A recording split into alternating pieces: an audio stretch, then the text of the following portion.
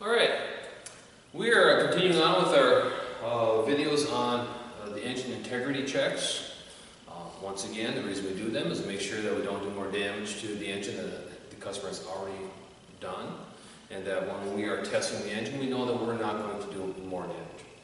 So, what I'm going to show you now is we're going to start out with doing a gear case Gearlube check, quality check, not so much a quantity, but a quality check. And we're also going to test to inspect the amount of oil on the dipstick of this Honda 75 horse sitting off to the side here. I'm going to show you in a second. So, alright. So here we have our 200, the school's 200 hours E-Tech. We're going to pull the drain plugs out of this and we're going to see how much water is, if any, is in the gear case. Now, a couple things that we need to do. The drain plug itself is right here, not necessarily at the very bottom of the gear case right now. So we want to tilt this thing up just a little bit,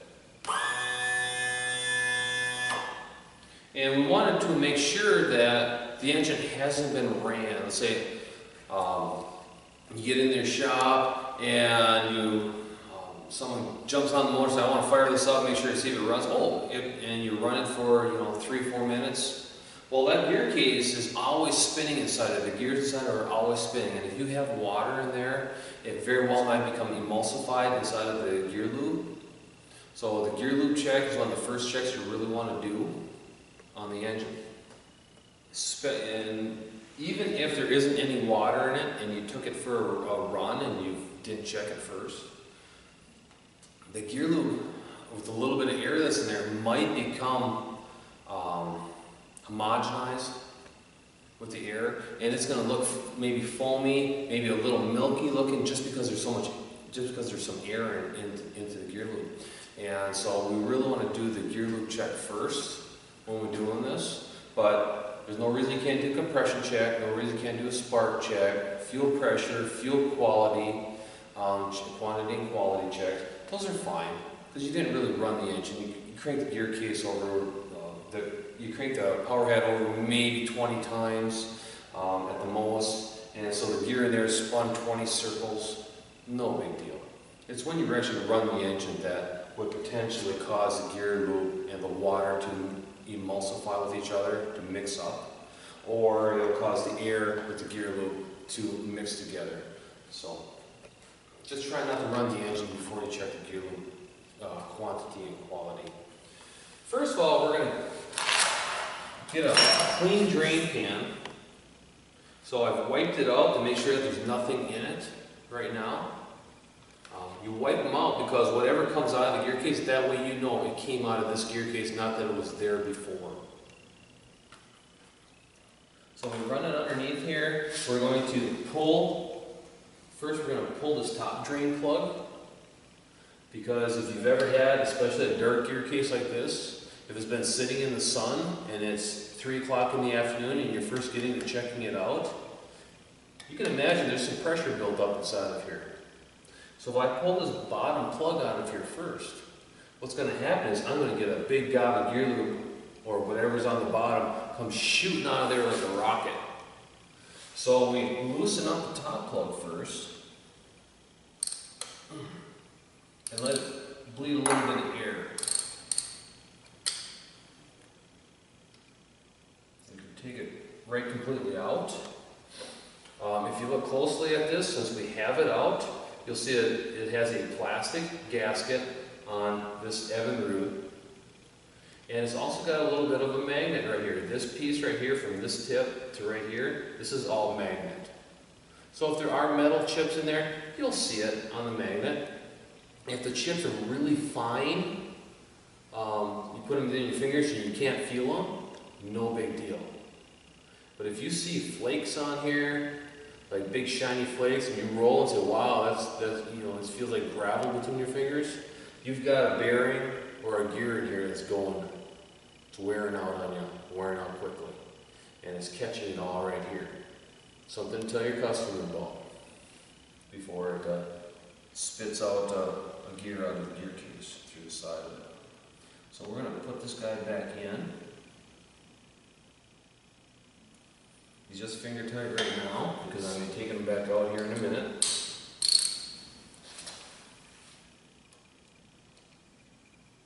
And I'm going to loosen up the bottom. Got my rig. Finger's a little slippery right now. Okay. If you can't get it off that way, sometimes that works. I don't recommend it, but I don't feel like finding a screwdriver or pliers to pull it off. You can see right there. Oh, look at that, that's water in it. That's water coming out of it right now. And mix, oh, there's a little more water. Mix with some Gearlube.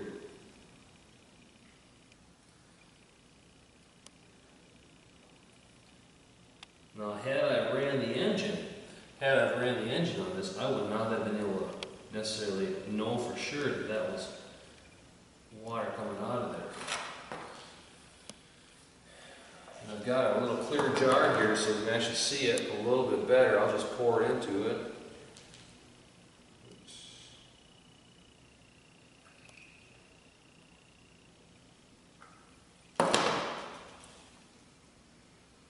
So you can see that there's water in there, which would mean that we have a seal leaking on here. We've got seals back here that can leak. We've got seals underneath the water pump from the shaft coming down that can leak. The drain plugs themselves, if they weren't tight, or if the gaskets on them were damaged the last time that they were put together, or missing. Sometimes the gaskets themselves fall off when a customer or when someone's doing a Gearlube job and the gasket fell off and they put the plug back in. No gasket there, it's going to leak water, I guarantee it. So, we're going to, for the sake of this video, we're just going to reinstall that plug right now. It's enough to know that we actually have water in it. The next step, if you had water in a customer's gear case, would be to pressure test it. But that's, once again, that's a diagnosis procedure. That is not a integrity check. We were just checking to see if we have water in it. Now we're going to check to see if there's any Gearlube in it. So, back to pulling this out.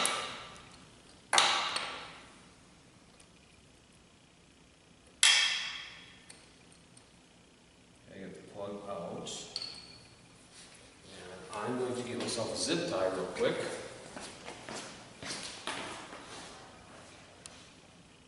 Piece of wire.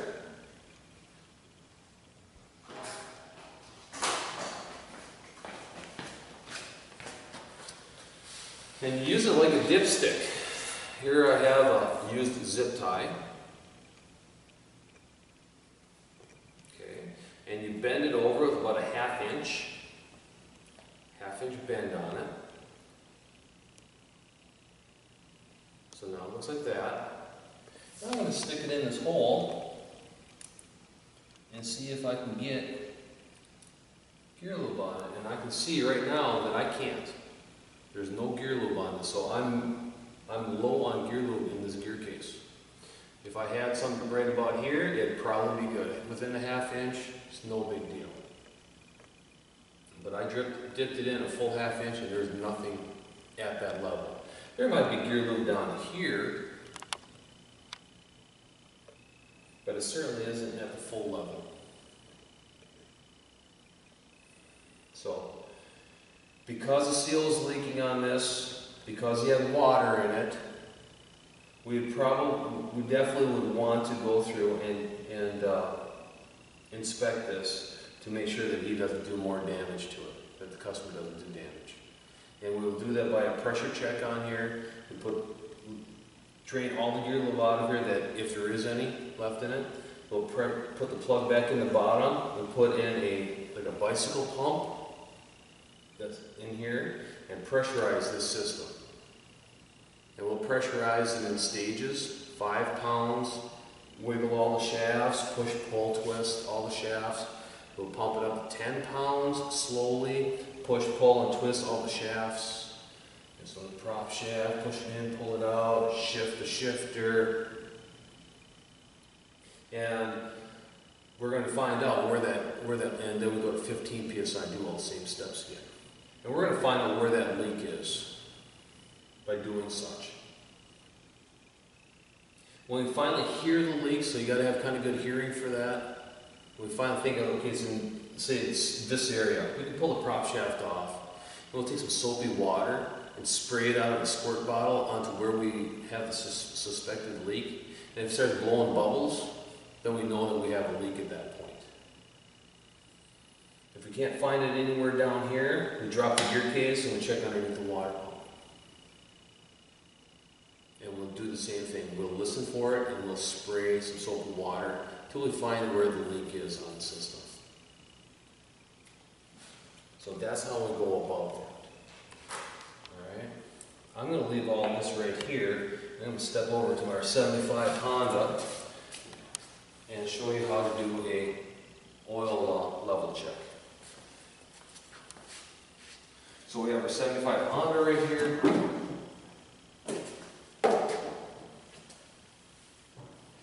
Going down. There's nothing really to this. If you've ever checked the oil level on your car, it's relatively the same thing, with a small little twist. On this Honda right here, our dipstick is right here. I'm going to grab a shock rig.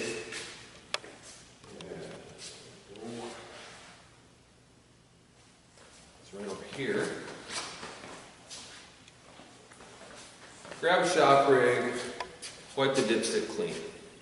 You'll notice on this dipstick right here that we've got a grid mark from here almost all the way to the bottom, about a quarter inch from the bottom of the dipstick. When it comes to marine equipment, outboards specifically, we do not want to fill the oil level all the way to the top of the grid. People that fill it up there, it's a big misconception. Customers say, well, how come it isn't full? You charge me for all this oil and it's not full all the way up there. We really want it down here about 1 inch, somewhere in the middle. The upper half, but not all the way to full. And the reason for that is these outboards run a little bit cool. Not just Hondas, Yamahas, Mercuries, Johnsons, they all run a little bit on the cold side. So what happens is, because the engine runs so cold, they start making oil. They will allow a little extra gasoline to get past the rings, which is okay, but it happens.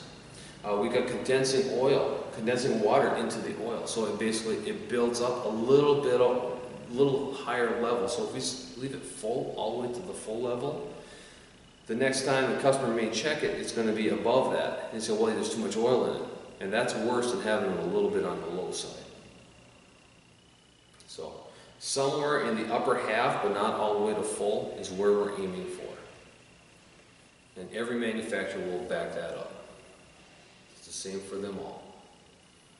To fill the oil, it's just like any other vehicle that you've probably ever checked. There's an oil fill cap on it. You put the oil in there and bring it back up to the level. If a customer brought it in and I saw it down to 1/3, I'd leave it alone. I wouldn't do anything with it unless we're to do an oil change on it. Alright, so we're going to put this back in here. We're going to check the oil level on this. See where it's sitting. And you can see on this one, we must have made a little bit of oil because we are at the top of the grid mark right now. There's too much oil in this engine. If we sent it out like this, it would start making oil on the customer and it would be too full. Right now we're right at the top of the grid and some of it needs to get removed. To remove it, on these Hondas, there's a little cap right here. We take the screw out right here, the screw out, pull this cap off, stick a small funnel in here and pull the plug out of this. Drain a little bit out, doesn't take much. Maybe a half a quart. Put the plug back in, put the cover back on, pull this out, recheck it, and we're set. But we want to make sure that the engine does have oil before we run it, because we don't want to be the one damaging the engine for the customer. Thank you for your time.